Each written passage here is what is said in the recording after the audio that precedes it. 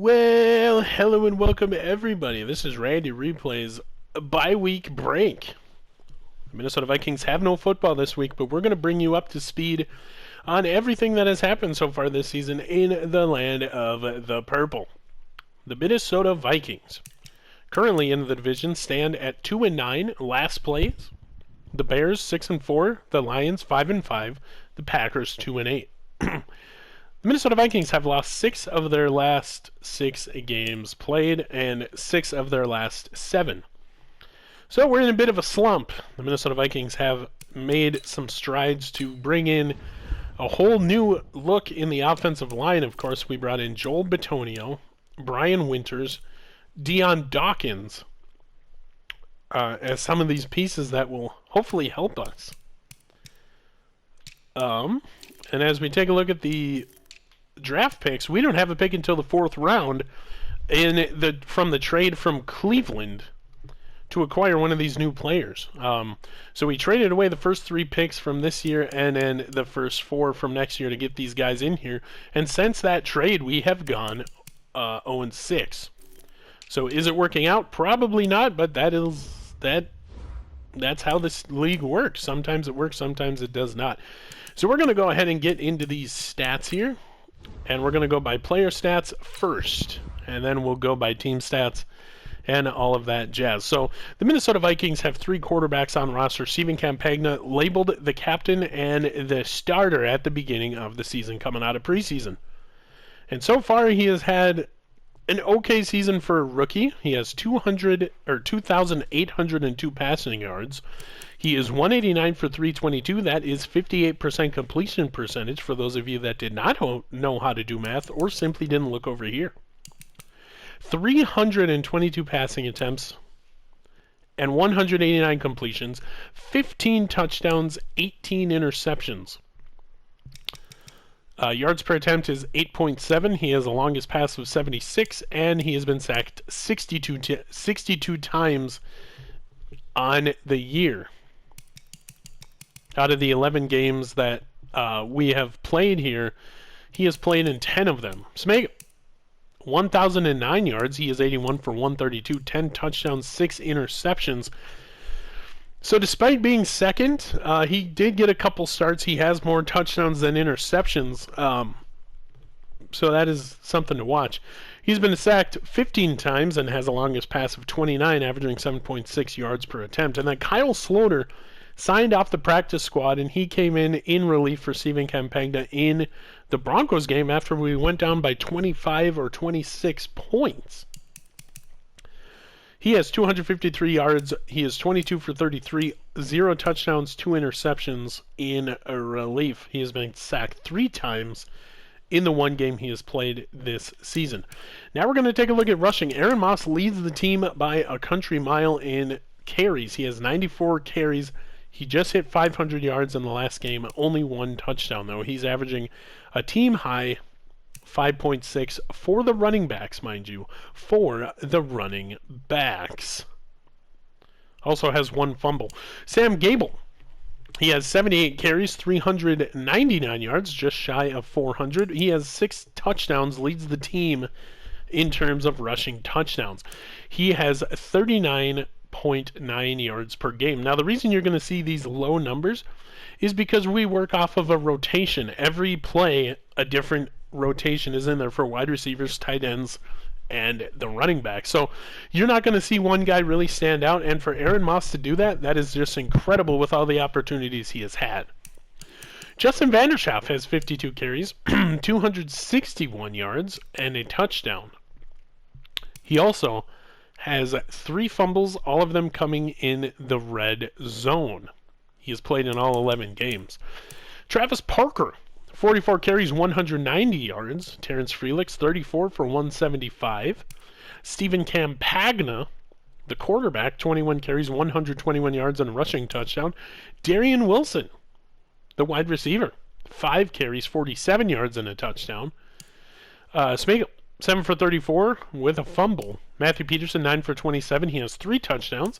Blake Letelier, 3 for 13. Kyle Sloter, 3 for 12, and a rushing touchdown in the game he started.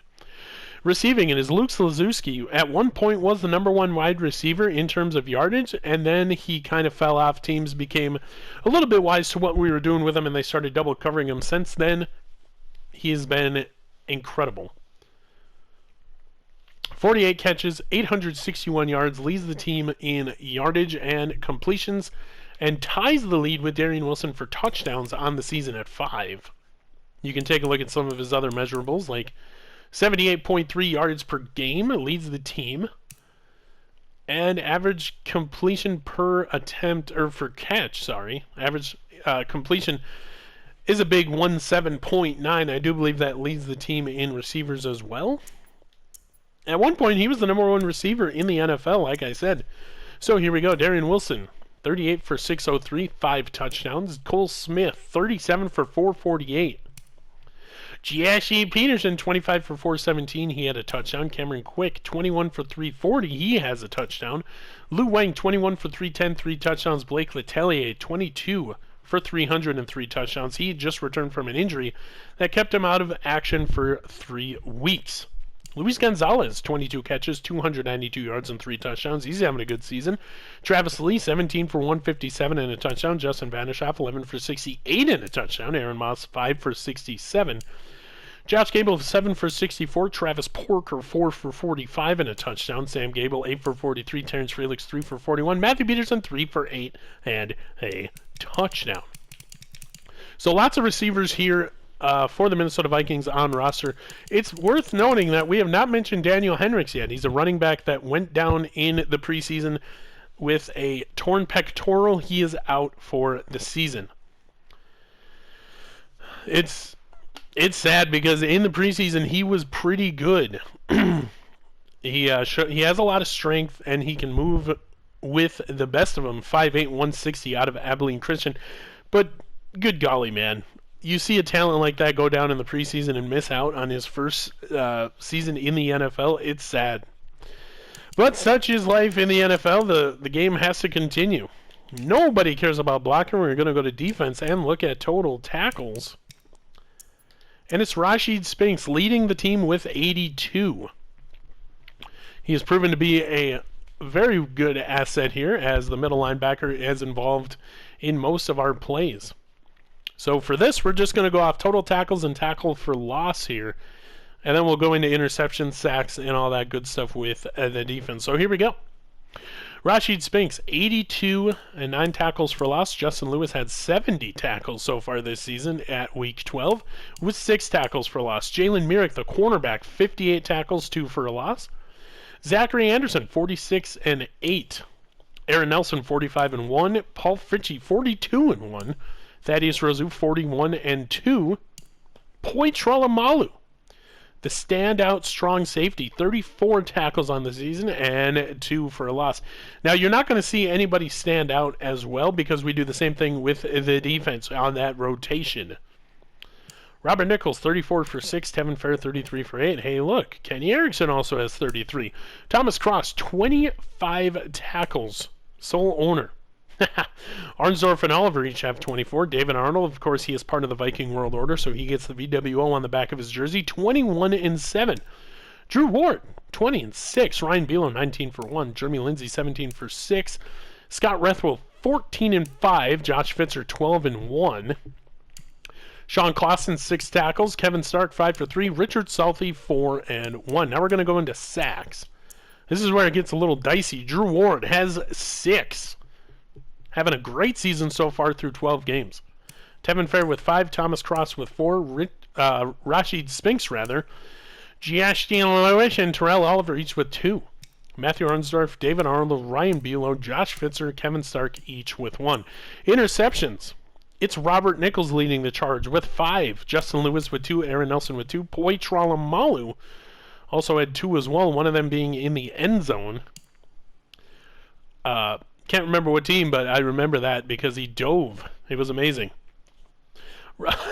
Rashid Spinks with 1. Matthew Arnsdorf with 1. Jalen Myrick with 1. Zachary Anderson with 1. Paul Fritchie with 1 as well. The story of Jalen Myrick, the fastest cornerback in the NFL, coming to Minnesota. We were having some trouble with the kick returns, not getting past the 25. So we signed the fastest corner in the NFL. Since then, he has become a great asset to this team.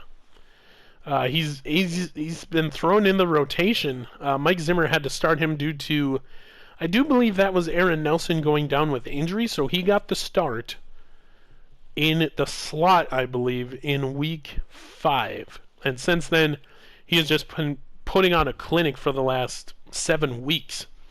Has an interception on the season, has a return for a touchdown, but we're getting ahead of ourselves.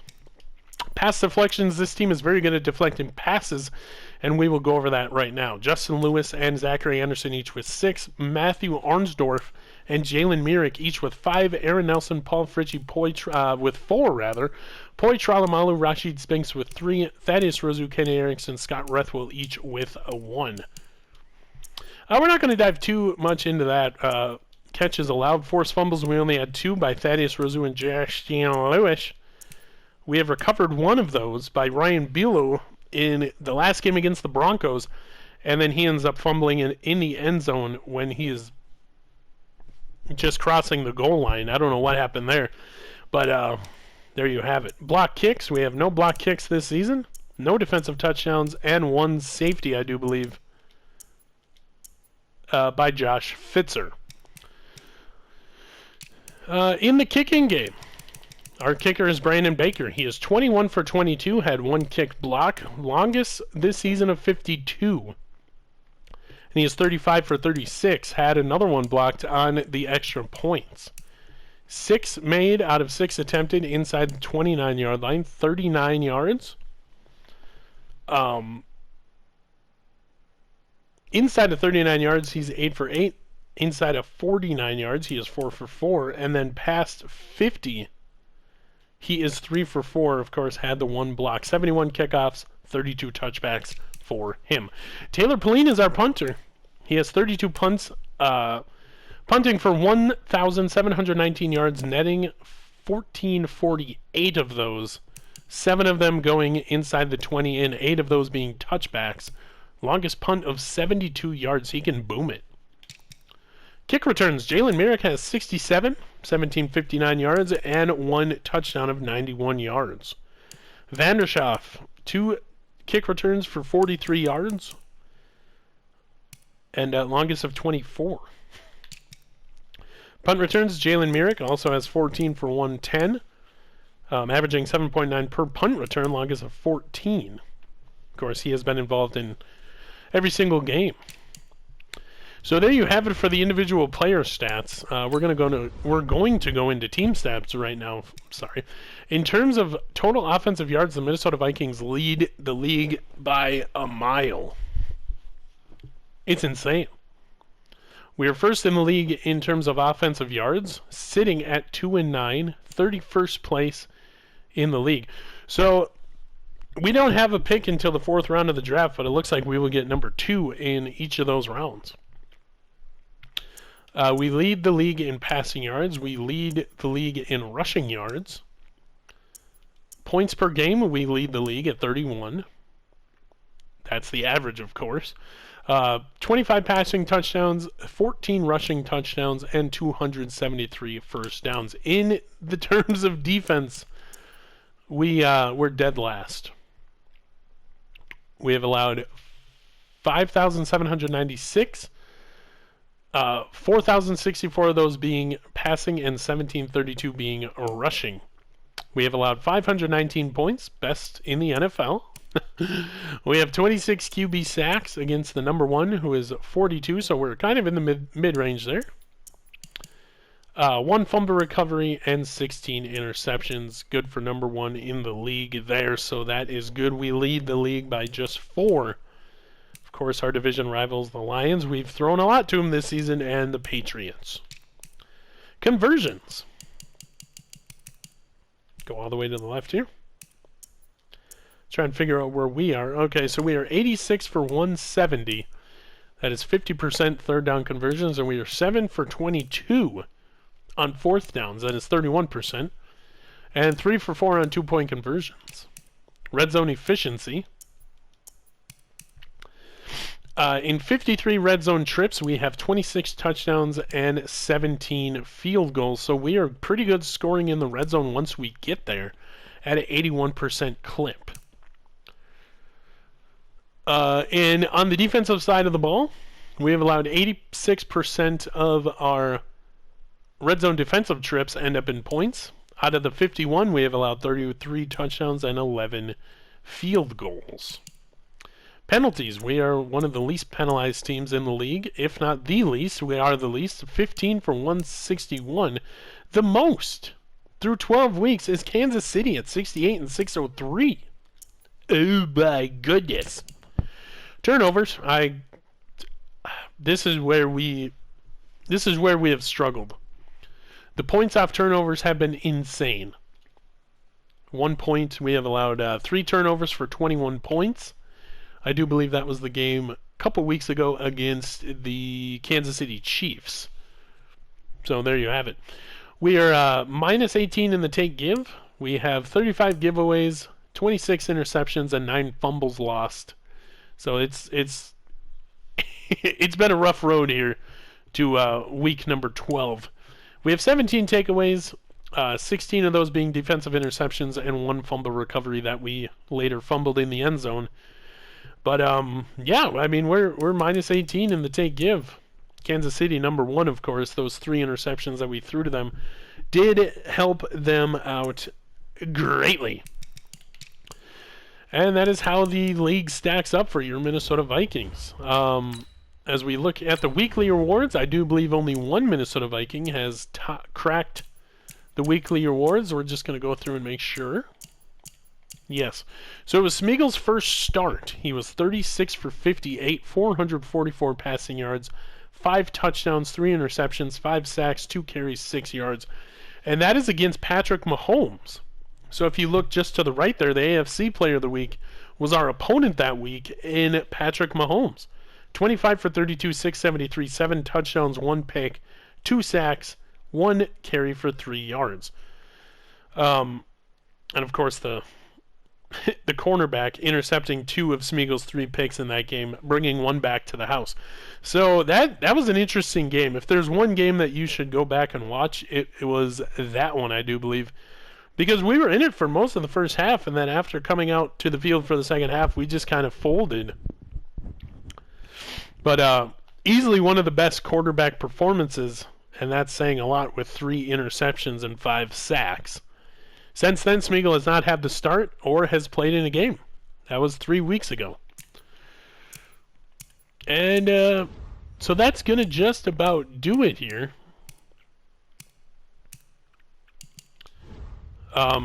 If you guys have not been keeping up with the series, highly suggest you do so. I'm trying to think what else we can cover. We could show you the practice squad. That's always interesting to take a peek at. Take a look at some of our depth here. So our practice squad consists of a couple guys that we thought would be contributors if somebody goes down. The team flirted with the idea of bringing Mike Boone out once Daniel Hendricks went down, but it turned out to be not a good decision as Aaron Moss has kind of taken over this season here in terms of running. Now Carlton Agudosi, this guy was a stud in the preseason. He's 6'6", 220. The Minnesota Vikings have got to make a decision on him, because if they're going to let him walk, he's going to be a good asset for somebody else. He's second year in the league. He's no longer practice squad eligible after this season. I mean, you could really call him up here towards the end of the season and send one of these other wide receivers down, just because they do have practice squad eligibility. But Carlton Agudosi, such a red zone threat. We're going to go take a look. Oh, I guess he has a skill point update. Let's give it to route running. There you have it. Take a look at his stats here. Yeah, they're not going to give us anything.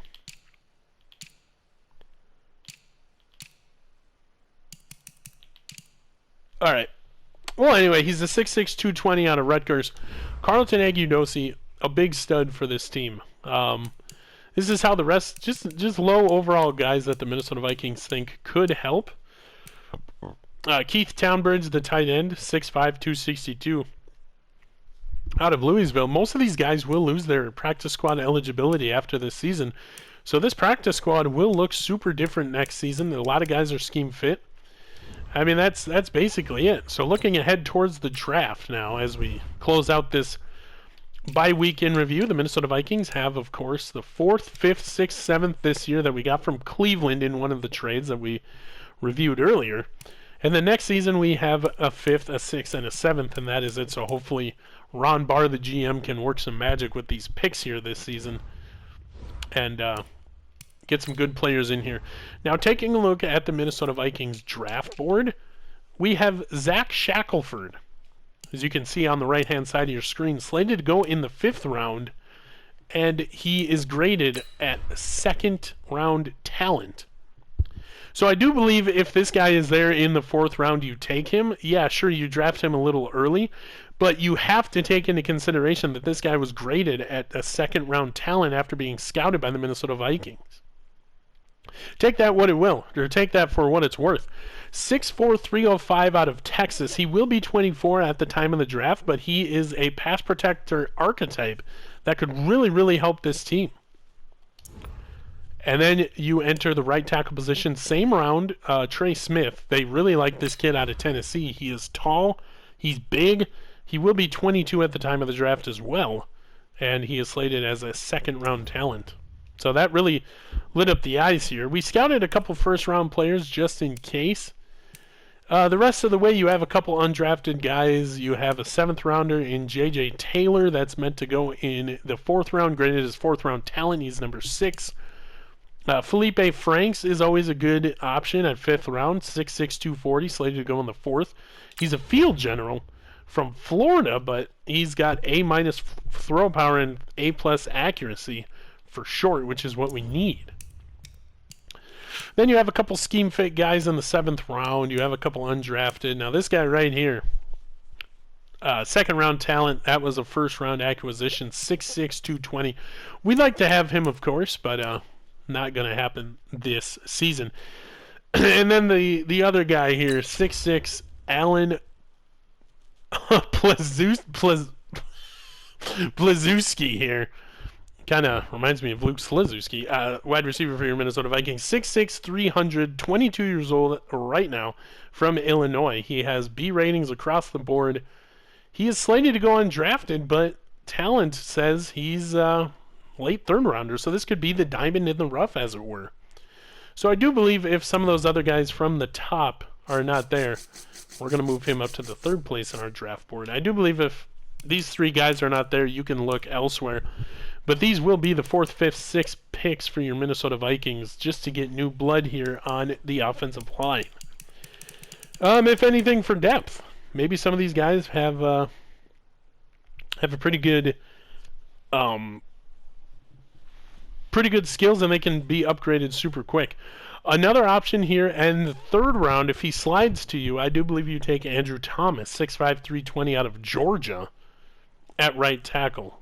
So, I mean, the best we could do here is 7-9 on the season. We probably won't do that as we got a couple tough games coming up here. We beat the Green Bay Packers earlier in the season. And before we let you go, we will take a look at the team schedule, and we will have a year in review, and then we'll get you out of here. So, week 1 against the Falcons, we lose by 7 in a heartbreaker.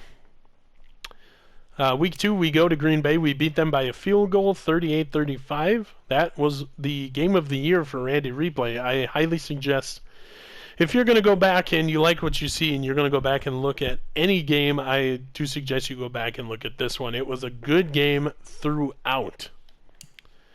Then we lose 66-30 in the first Monsoon Air Mercy Rule.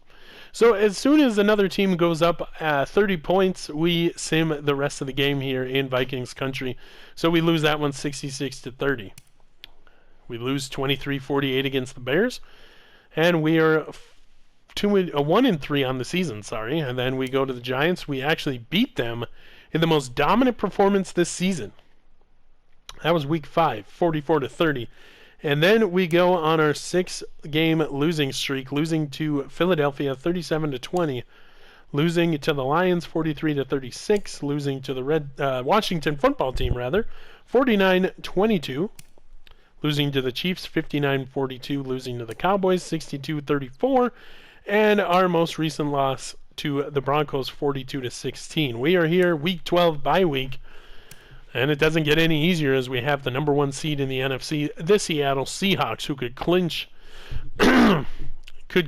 as early as a couple weeks from now.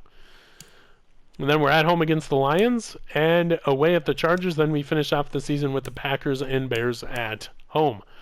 So this has been the bye week break, the year in review so far, 12 weeks into the season. This has been Randy Replay. I will see you in the next one.